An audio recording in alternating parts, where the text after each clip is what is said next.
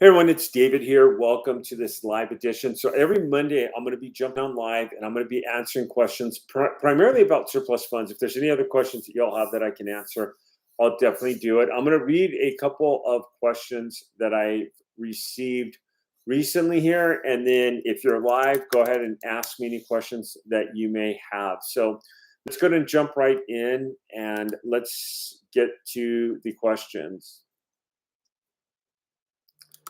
So the first question is, how do you contact large corporations and let them know that they have overage of funds? That is a tough question and one that I don't know if that has an easy answer to. A lot of the large corporations I will personally avoid, like let's say Bank of America, which has a ton of unclaimed money out there. I avoid that one because you're having to work through all the hierarchies to get to the right department. If you're going to work that, what you could do is go in and try to meet up with the manager, ask them who handles that. Like, hi, my name is David. I work with claims recovery. I've noticed you guys have a lot of unclaims. Who would I talk to in this department? Be persistent. They're going to have your more ins on who you want to work with directly. And that's a tough one. There's also some other businesses and corporations that I've seen where people like called up and they've talked to like different accounting departments. Now, if you have a smaller business, like let's say you have a local bank that you notice that has unclaimed funds, and you could look them up on your Secretary of State website, you find out who's in charge of the actual, like who's an officer, and you start contacting the officers. That would be the better route to go. But a major corporation, like I had one person years ago, she actually called the president of Google and talked to the president of Google to let them know that they had unclaimed property. And he thanked her for calling, said that they had someone working on it. She called his personal cell phone number, which was really gutsy, in my opinion. I really admire that story. That story actually made my ebook because I was just, not everybody does that. So again, corporations, if you're going to get them paid unclaimed funds, I would directly call the corporation. I would avoid the major corporations, but I would try to get someone involved in the corporation, like someone small. Let's see what other questions have come up that I for this session. What about commercial foreclosures? Can you work them? Absolutely. If there's unclaimed funds that haven't been claimed and it's a commercial or if it's a private foreclosure, absolutely, you could work whatever funds. That goes into the question that I kind of just answered. You're going to be contacting, when you say commercial foreclosure, I'm assuming you mean like a property that's owned by an entity and not an individual. And absolutely, you just have to contact the entity, which I've done before. They're going to have to show the corporation documents and that they're in charge to receive the fund. Maybe they're the president, recorded documents, the EIN number, all that's going to have to come forward, and you're going to have that surrendered when you do the claim, and then you submit that with your paperwork. And absolutely, you could go ahead and get that person paid and or that corporation paid. All right, let's go to the next question here. How long does it take to receive unclaimed funds? That is also a good, you guys have put up some good questions before this call today. By the way, if you're live or you're coming on live, welcome. This is just a live session on unclaimed property, online business, but unclaimed property. The quickest payout I've seen has been a week to 2 weeks. The longest payout I've seen has been about 2 years, and that was a really complicated probate case. The average payout will be somewhere between 3 months, 3 to 6. And some people will say, oh, that's too long. I don't want to have to wait 3 to 6 months to get paid out. By the way, if you're jumping on, feel free to ask me any questions. I'll answer any questions that I know the answers to. If I don't, I will try to find out. But yeah, my average payout. So I do have a case right now that I just got under contract. I am looking to make sure that this gets wiped from the page, meaning that they're working on it. It's going to be about a 4 to 5 month payout. It might be a little bit longer just because it is a probate case, and probate cases can take a little bit longer. So it all depends on the case and how long that takes. Hey, everyone, welcome. Feel free to ask me some questions. I do have this live, and I'm answering questions that were asked me before. But again, feel free to ask me any questions that you have. How long does it take after the auction's completed for the funds to be released to the unclaimed funds? Okay, so this one's a different question. It's about the auction. So the question is, how long will it take to get paid out on the auction itself? Well, that's a good question. I'm saying that's a good question, all these questions. Like I always feel the pressure when I'm doing this live. If an auction happens, they have to do a lien check on and see who else if there's any other liens on the property. One of the questions I ask my claimants is, or my clients, I should say, is, were there any other liens on the property? I also do verify through some sites if there's other liens on the property, but I also ask them that because, like, and I've talked about the story a little bit. We just did a claim and it was $100,000, and a silent second showed up. Even our attorney did not see the second on the property, and it was for like $50,000. So it was, we were doing $50,000. We still made a little finder's fee. We still got our client paid. It was still a good deal, but the bank is going to notify all liens on the property, which is going to be at least 30 days, depending on the county. So, like Florida, which I work a lot, they have what they call a 120-day rule. Florida, they'll give any outside liens 4 months to make a claim. So, like, let's say Bank of America forecloses on a property and Wells Fargo has a second. They'll give Wells Fargo 4 months to go ahead and claim that second. If Wells Fargo does not claim that second position on the property, then they lose it permanently, and the client has the right to those funds permanently. What we tend to do, and this is like a gold nugget, we'll go through and we'll sweep and we'll look at the claims. And if there's money to still be made, we'll go and we'll put in the claim early. And if we have to wait the 4 months, after the 4 months, if Wells Fargo doesn't apply for that, we get the funds. Even if they do it 2 or 3 days after that where they put in for it, legally the county has to release the funds to the client. Like, Wells Fargo can't come in and they cannot take those funds. Hey, I'm answering previous questions that were given to me for the chat as I've asked for some. If you have a question, please drop it in chat. I'm open. And also, if you want, if you're in this business and you want to try out our free skip tracing software, I'm going to give out some freebies. Feel free to email us, help@surplusinstitute.com. I'll put that email up in the chat, and just put free trial, and I will give you a free trial to our skip tracing software if you're looking at finding people. So I just put our link up in the chat so that you can have that in the chat as well. It has to be dated today because I do these sometimes with the live cold call, so it has to be dated today and it has to be received today. So, all right, let me go to the next question. Again, if you have a question, feel free to ask me. And the next question I have, what website do I use for skip tracing? Perfect question. Actually, I seriously did not know I was going to get that question when this came up. So I use surpluslist.com. It's a great website. The reason why I use that website is, number one, is I had it developed myself because I was constantly using, I'm in the business for finding people and getting people paid. And like 411.com is good. True People Search is good. And you have a lot of good skip tracing softwares out there. The problem with that is that if you use a free skip tracing, if you use one of the free ones, they don't always cover the latest information.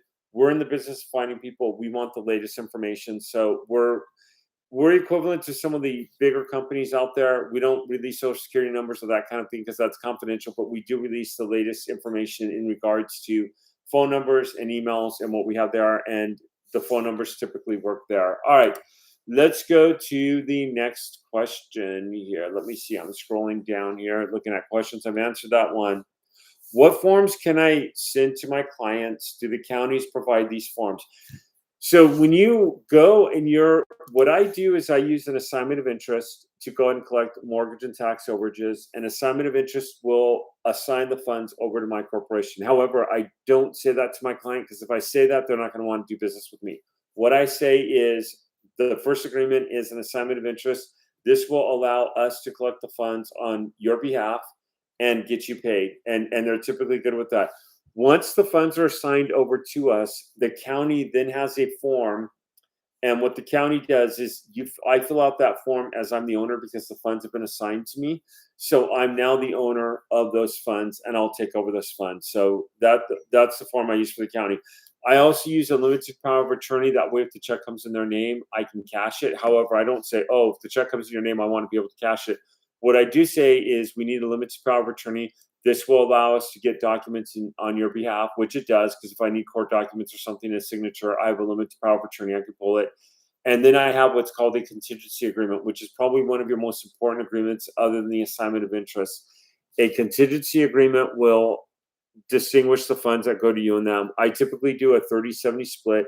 So I'll say, you're going to get 70%, I'll get 30%, and I'll say I'll get 30%. In recovery, our corporation will get 30%, you'll get 70%. People like that, it's in writing. Then what I typically do is when I get the check from the county or from the trustee is also known as the bank, I'll go ahead and I'll put a copy of the contingency agreement, a copy of the check, and a copy of their check in there. So say the check's for 20,000 and I'm getting 30%. What I'll do is I'll make them a check that's 6,000. I'll make a check to them for 14,000, and then I'll put a copy of all the agreements, everything in there with them, and they typically like that, and they go ahead and they get to see what I made, and they're not saying, oh, did he make a ton of money or did he make all this money? All right, let's go into a few more questions here, and we will call this. Hope everyone's having a good day. So here's someone that I got. I just recently handed someone a check for 3,000. I put it on my YouTube channel, so check it out if you want. It's on a YouTube short, and it's asking, did you get 50% commission that deal? So that's the deal I was talking about, where the silent second showed up, and we were originally going to get 30%. We actually ended up getting a little bit higher, and I forget. I can go look it up, but there was a silent second on that property. So on a mortgage auction, which this was, lady had no idea there was no overage. This was the daughter of the deceased. We located the funds. We offered to work with her. She had no idea that she had these. We make it as easy as possible for our clients. So we do all the paperwork. We do all the court filings. We do everything. You want it to be easy. It's like you go into the store and you look at lettuce and you look at chopped lettuce. You look at regular lettuce. Why do people pay 5 times more for chopped lettuce with a less amount? Because it's convenient. You want this to be as convenient as possible for your client. So what we do is we do all the paperwork, we do all the court filings, we do any attorney work, we handle all that for them. They assign everything to us. So in this particular deal, like I said, it was for $100,000. We were going to get 30% of that. It ended up being where there was a second that didn't get recorded. Even our attorney's office, it's very good. The second didn't even show up when she did lien check and everything. The bank was getting ready to cut us that check. And at the very end, a second lien that, whatever reason, did not show up on any of the recordings came in. And they were within that duration of 30 days, because they'll put out a notice, and they noticed that the property went up for foreclosure. So they went ahead and they said, hey, we're entitled to 50,000. They got paid their 50,000. We got the difference. And then I think this is highway robbery. When a bank does an auction and it's a trustee auction, there's about a $15,000 auction fee that gets up at the property. And maybe next live, and I'll do another live next Monday at 11 o'clock. I'll plan on pulling up an actual trustee a notice, and I'll show it to you all, and I'll show you guys how the fee breakdown works. But plan on about $15,000 of fee. So if there's $100,000, we subtract $15,000 right off the bat. So we're looking at $85,000. If there's more than that, great. But typically, by the time the trustee gets paid, the auction, the bank pays for the auction, the bank pays for all the filing fees, everything else, you're looking at so much more of you're looking at about $15,000. And that is highway robbery. I think that should be illegal, but that's the way they work it, and that's the way it's done. So on that particular case, where we got the 3,000, she got like almost 4,000, not quite 4,000. With us having to hire an attorney and doing a few other things, she only got 3,000 in the deal. Our attorney got paid. We made about 3,000 in the process, just over $3,000 in the process. That was a very difficult case, and that's a good example of just not promising anybody an amount. Now, when you're dealing with tax overages, it's different. When the county posts unclaimed tax overages, that is money that's been not claimed, that's ready to be claimed, especially if it's like in Florida, they have that 120-day rule. If it's after 4 months, no one's supposed to be able to claim that unless it's child support or IRS, then the claimant. So if John Smith has 20,000 sitting at the county and it's 6 months, and Wells Fargo had a lien on there and these tax overages, Wells Fargo can't come in and say, hey, we're going to get paid. It goes directly to that individual. All right, let's go ahead and look at a few more questions here. We're going to go about 2 more minutes here. If you have any questions, you guys are being like super quiet here. Is the market becoming saturated at all? That is a question that I probably get more than any other question out there. No, the market's not being saturated. There's over $100 billion of unclaimed funds in the United States. We are not dealing with a saturated market, not at all. A lot of people ask that, not at all. Okay, one more question, and you guys are being quiet. Email us, help@surplusinstitute.com. I'll give you a free trial to our skip tracing software. The last question I'm going to answer live is,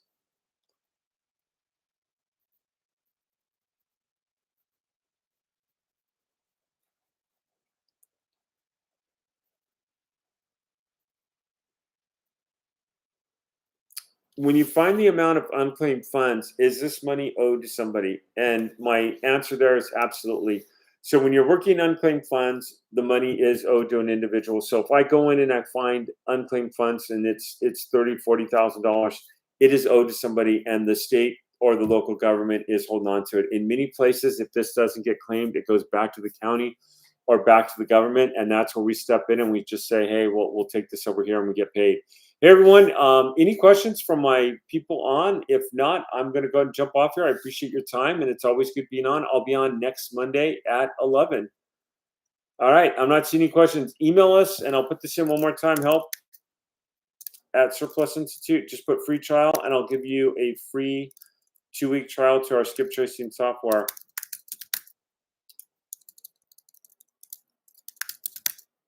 All right, there you go. I appreciate everyone being on. Hey, everyone, have a great Monday. Have a great week, and we'll see you all around. Thanks.